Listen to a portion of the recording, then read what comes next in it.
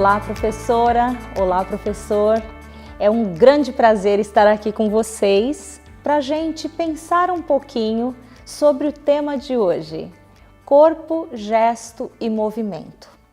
Já parou para pensar um pouquinho sobre essas questões? Então vamos lá, a gente tem muita coisa para conversar.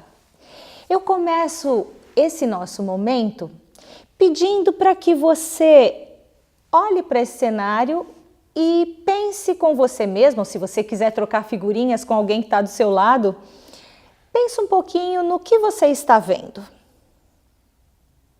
Parou? Pensou? Pois é. Algumas pessoas enxergam apenas uma maçã. Outras, pode ser que enxerguem uma maçã num prato. Talvez alguém que seja mais atencioso vai olhar a maçã, o prato, essa mesa, as almofadas. E por fim, talvez alguém que seja mais astuto, mais perceptivo, talvez observe todo esse cenário como um conjunto. Viu a maçã, sim, mas viu o prato, isso, as almofadas e tudo que está ao redor. Bom, assim ocorre com a visão de corpo de criança que alguns possam ter, especialmente em relação à educação infantil. Então vamos lá. Existem muitas formas de enxergar o corpo dentro do contexto escolar, dentro de um contexto de educação infantil. E agora eu peço para você pensar um pouquinho. E você? De que forma você enxerga o corpo dentro desses contextos? Muito bem. Algumas pessoas enxergam o corpo chegando até a escola.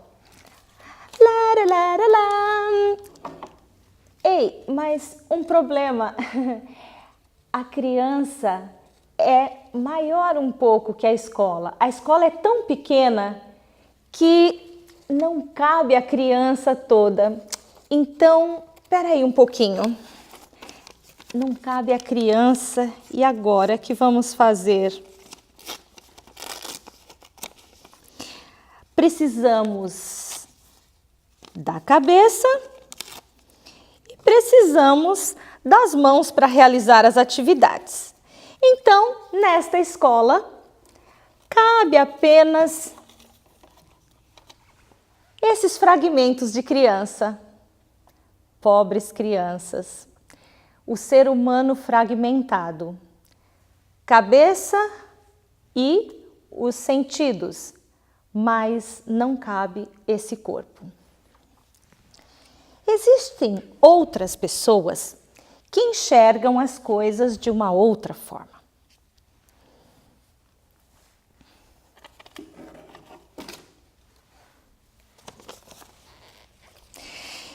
Elas enxergam que na escola cabe o tronco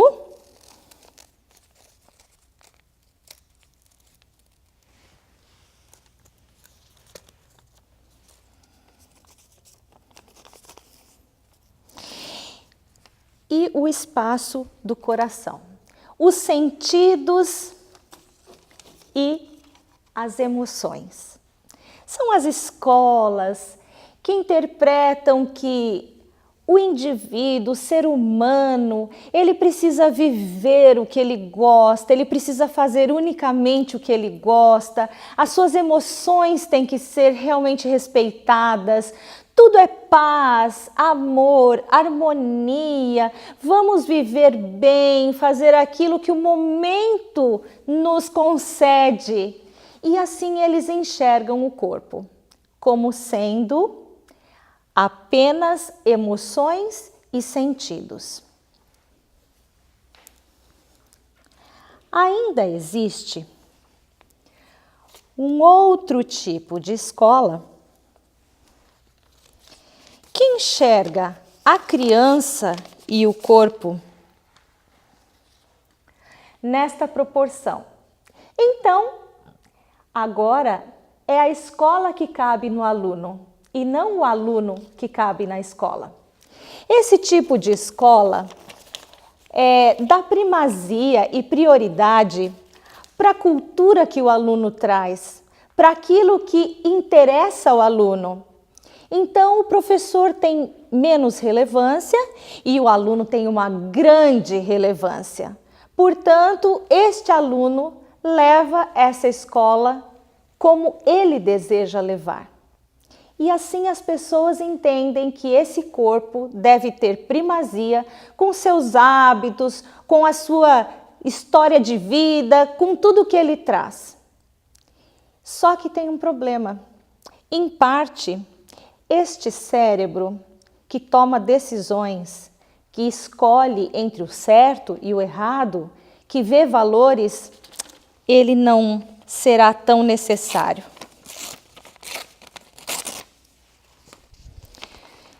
Então, é uma criança que tem a escola nos seus braços, mas que não necessita necessariamente de tomar boas decisões e de escolher aquilo que é certo ou errado.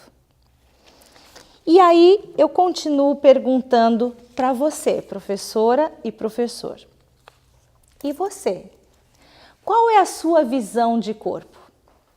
Afinal de contas, Deus nos fez seres integrais e íntegros. Nós temos corpo, mente e espírito. E todos esses precisam ser cuidadosamente trabalhados e harmonicamente desenvolvidos, para que realmente esse ser humano possa se tornar restaurado à imagem do Criador. Portanto, há uma educação que se preocupa em restaurar este ser humano à imagem e semelhança do seu Criador, para que os aspectos integrais deste ser humano sejam resgatados.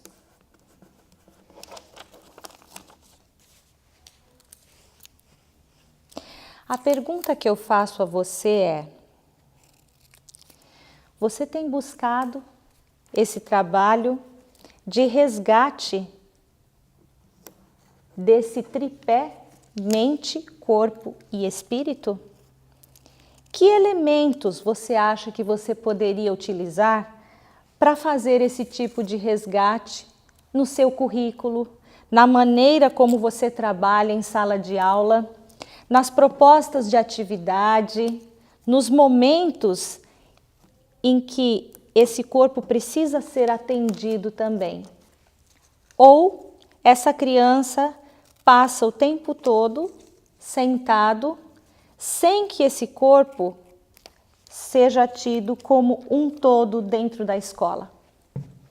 Eu queria que você pensasse de que maneira você pode resgatar todos esses aspectos da educação, se é que nós temos, de fato, uma educação cristã.